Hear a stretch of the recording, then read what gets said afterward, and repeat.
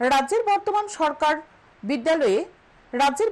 সরকারি বিদ্যালয়ে পাঠরত নবম শ্রেণীর সকল ছাত্রীদের বাইসাইকেল প্রদানের সিদ্ধান্ত গ্রহণ করে।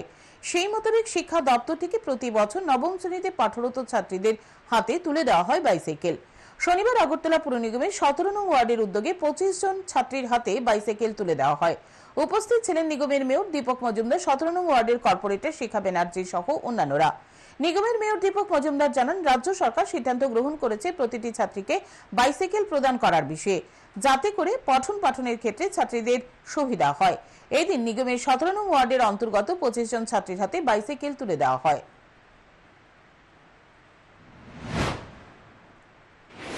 আজকে আগরতলা পৌর নিগমের 17 নম্বর ওয়ার্ডের মাধ্যমে 25টি বাইসাইকেল এই এলাকার বসবাসকারী যারা স্টুডেন্ট আছে তাদেরকে দেওয়া হচ্ছে। মূলত রাজ্য সরকারি শিক্ষা দপ্তর উদ্যোগে গ্রহণ করা হচ্ছে। আমি রাজ্যের মাননীয় মুখ্যমন্ত্রী এবং শিক্ষামন্ত্রীকে অভিনন্দন জানাই।